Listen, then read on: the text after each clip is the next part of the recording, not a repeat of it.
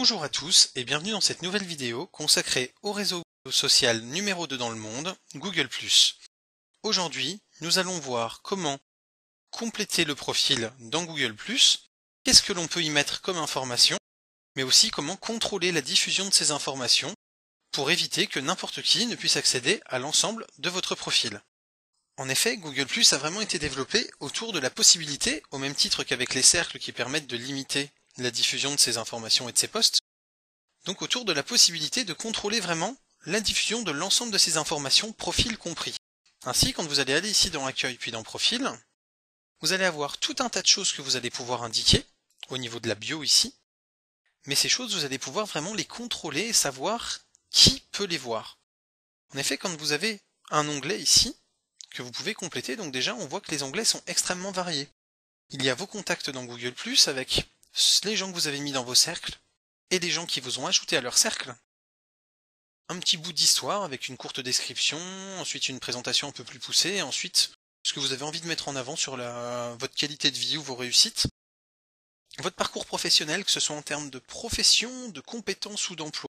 Vous avez vraiment la possibilité de détailler ça de manière assez poussée, donc ça peut vraiment vous faire un vrai CV en ligne. Vos informations générales, donc votre sexe, votre date d'anniversaire, ce que vous recherchez sur le réseau social, votre situation amoureuse, les éventuels autres noms ou pseudos que vous pouvez avoir, pour qu'on puisse vous retrouver plus facilement sur le net et faire un peu le lien entre votre fiche Google+, et par exemple votre pseudo Ingress, votre pseudo de chaîne YouTube, votre pseudo sur tel ou tel jeu massivement multijoueur, etc. Vos adresses, donc là c'est vraiment tous les lieux où vous avez vécu, donc pour les Globetrotters ça peut être assez sympa d'avoir un point ici au Japon, un point ici aux États-Unis, des points en Europe, des points en Amérique du Sud ou en Australie, etc.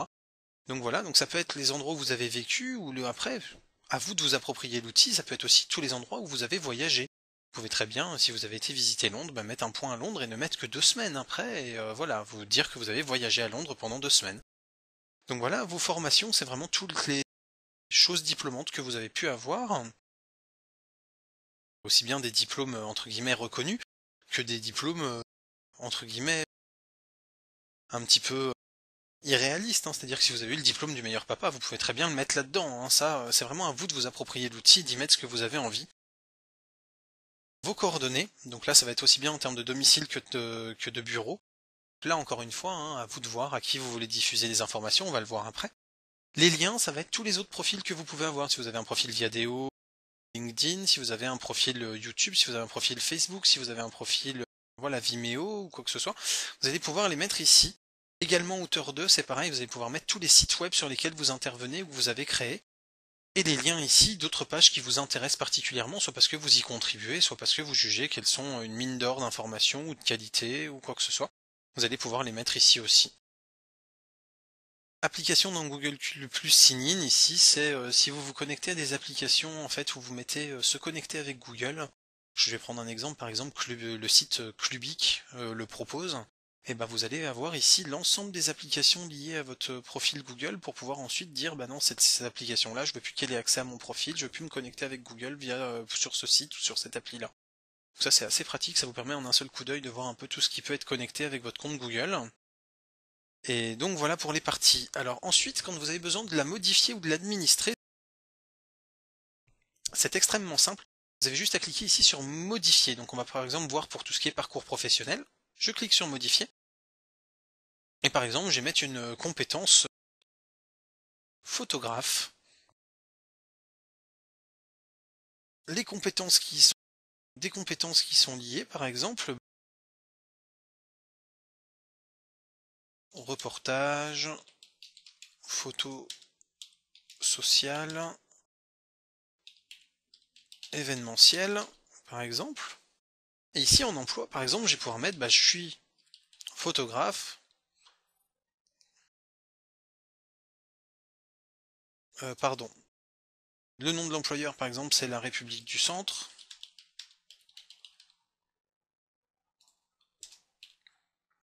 Ma fonction, c'est photographe-rédacteur. J'y ai travaillé, par exemple, depuis janvier 2011 jusqu'à, par exemple, octobre 2013. donc je n'y suis plus actuellement. Là, je peux décrire le poste, ce que j'y faisais, les compétences que j'avais besoin de développer à ce moment-là.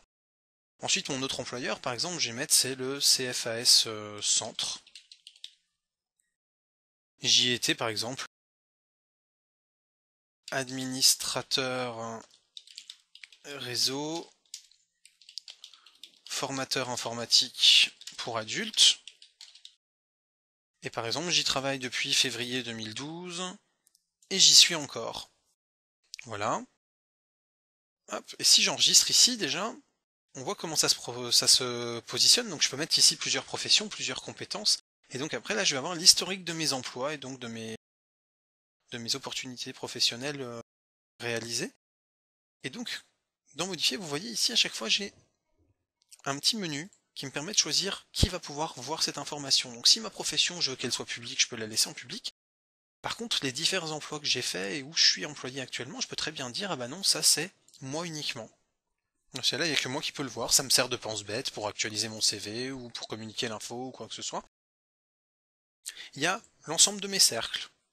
Il y a tout le monde, il y a les cercles étendus. Donc les cercles étendus, c'est l'ensemble de mes cercles et toutes les personnes incluses dans les cercles des gens qui sont dans mes cercles. Je vous laisse un petit temps de pause pour réfléchir ou pour revenir en arrière sur la vidéo. Et ensuite, personnaliser, c'est vous allez dire qui peut le voir. Et donc, par exemple, vous allez sélectionner quelques cercles ou quelques personnes précises.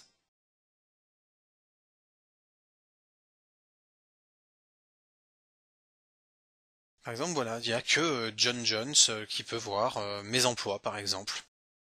Et si j'enregistre, et ben là, voilà, moi, forcément, je vois la même chose. Et par contre, si je mets vu par tout le monde, ben là, on voit que mon parcours professionnel, on ne voit pas mes emplois, parce qu'il n'y a que John Jones qui peut voir mes emplois. Donc ça va me permettre comme ça de vraiment diffuser l'ensemble de mes informations, de rentrer l'ensemble de mes informations. Mais par exemple, je peux très bien dire, bah mon domicile, ça regarde pas n'importe qui et je veux qu'il y ait pour mon domicile que mes amis proches, par exemple. Et bah là, donc je vais rentrer les informations de mon domicile, mon téléphone, mon mobile, mon email, mon adresse, etc. Donc par exemple mon email, hop, puis mon téléphone.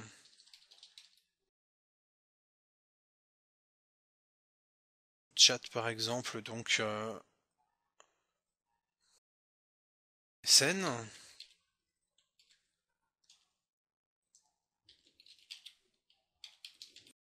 Voilà, vous voyez. Et ça, je vais dire par exemple, c'est uniquement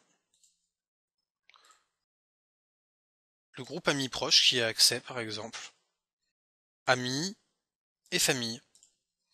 Donc ça, par exemple, ça peut me permettre, voilà, de rentrer mes informations. Quand je les change, bah, de les modifier.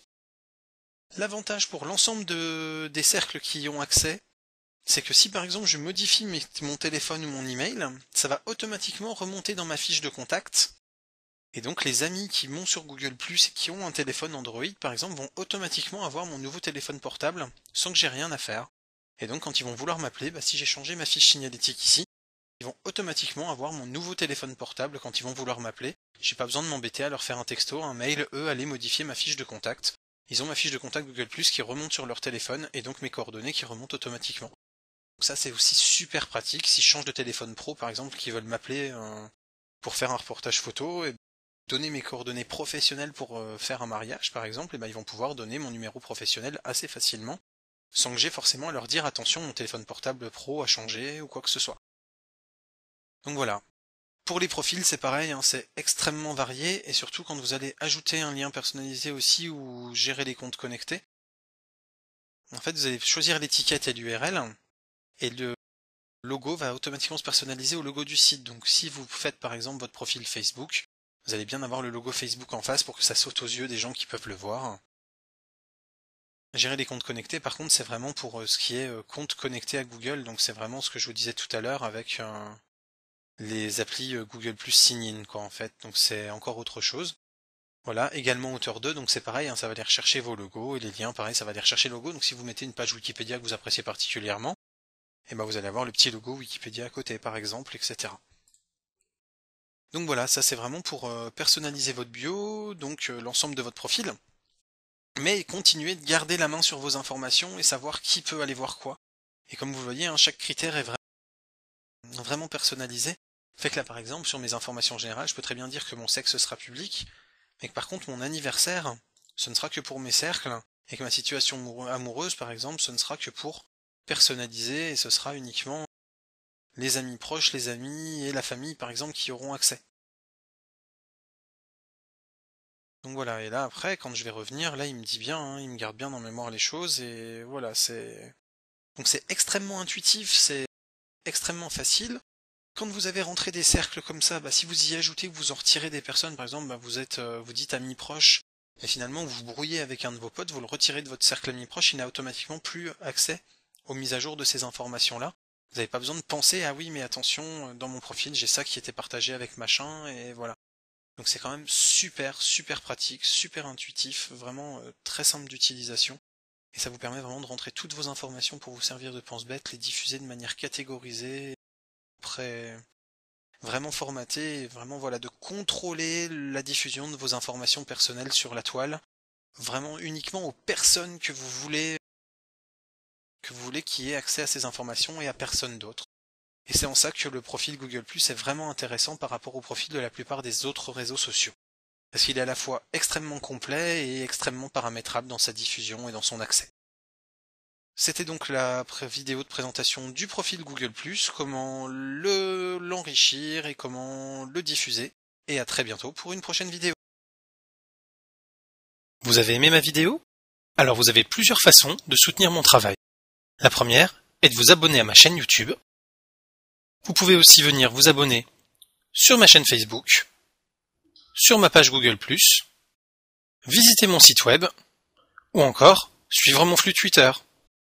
N'hésitez pas, toutes les manières sont bonnes. Dans tous les cas, vous pouvez liker cette vidéo avec le pouce vert, et bien sûr, la partager pour la faire découvrir à vos amis. Merci d'avance pour votre aide.